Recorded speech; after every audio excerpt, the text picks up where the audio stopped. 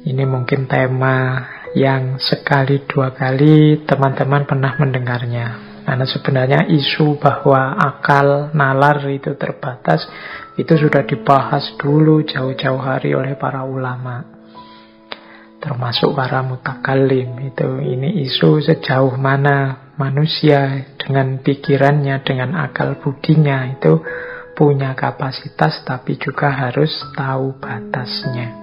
Baik ya, kita mulai saja pembahasan kita tentang batas nalar ini.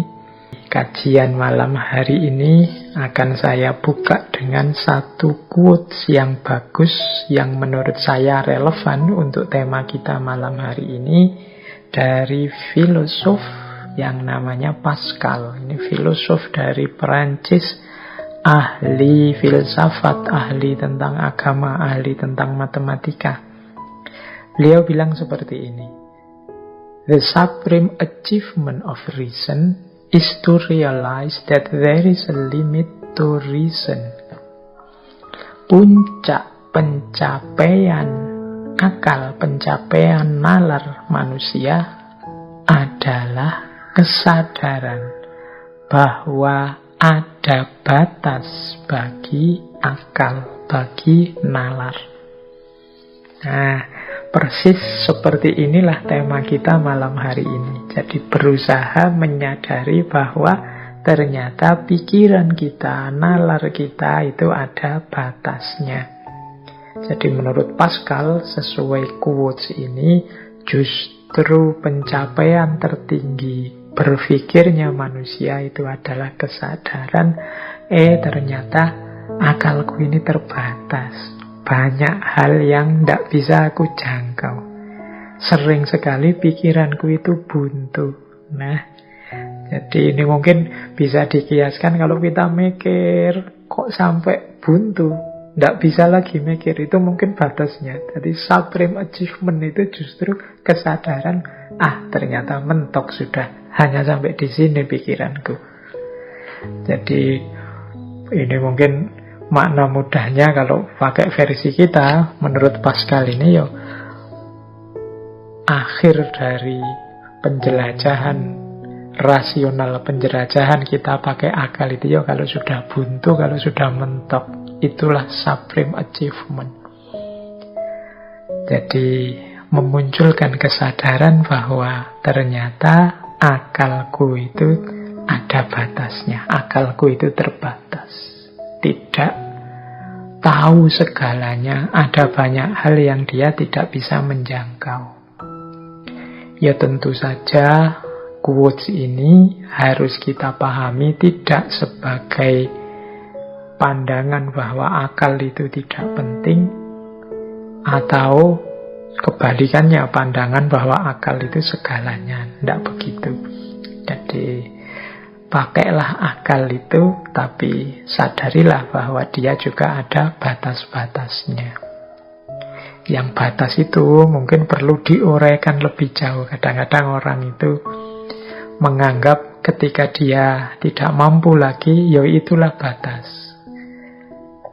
Jadi batas itu ketidakmampuan subjektif, tapi ada banyak teori lain yang punya teori yang berbeda-beda tentang apa saja yang membatasi akal kita. Baik, semoga malam hari ini ada sedikit kejelasan tentang seperti apa sih batasnya nalar, batas kemampuan akal kita itu. Baik, ini saya awali dulu dari peristilahan-peristilahan. Kita ini kan sering pakai istilah itu agak acak, agak ngaco. Kapan kita pakai istilah otak, kapan kita pakai istilah akal, kapan kita pakai istilah nalar. Kalau otak itu bahasa Inggrisnya brain, kalau akal itu bahasa Inggrisnya mind, kalau nalar itu bahasa Inggrisnya reason, atau mungkin nanti pasnya reasoning. Kalau brain atau otak itu alatnya atau perangkat fisiknya. Ini yang kalau mungkin di ronsen atau di foto pakai apa gitu kelihatan. Kalau kepala kita dibelah nanti bisa dilihat. Nah itu perangkat fisiknya, itu namanya brain, otak. Jadi di situ mungkin ada jutaan saraf yang di situ kalau dia sedang bekerja itu mekanismenya sangat canggih. Teman-teman yang ahli neurosains mungkin bisa menjelaskan bagaimana kinerja otak ini. Dan penting juga karena dia juga kunci dalam aktivitas berpikir kita.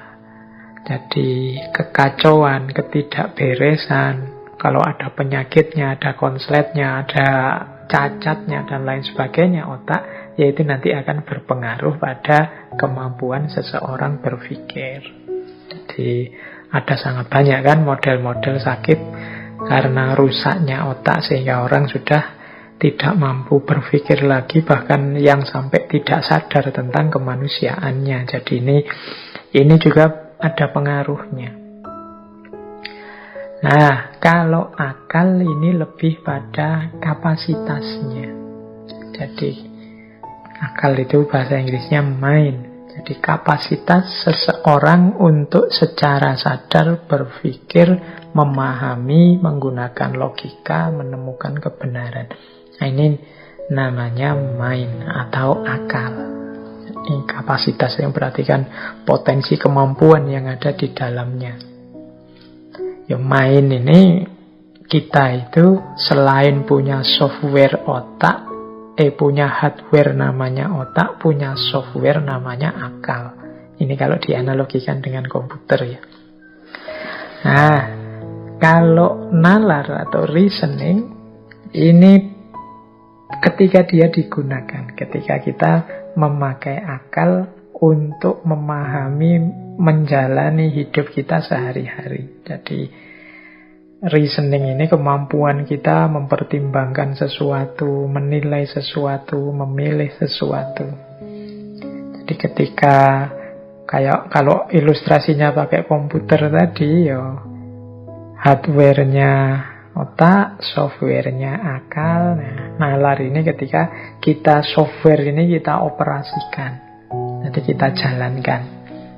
Jadi itu bedanya. Jadi kalau kita memang yang kita rujuk adalah perangkatnya, perangkat fisiknya, itu istilahnya lebih ke brain atau otak. Tapi kalau pada kapasitas kemampuan yang dia miliki, mungkin pasnya kita pakai akal.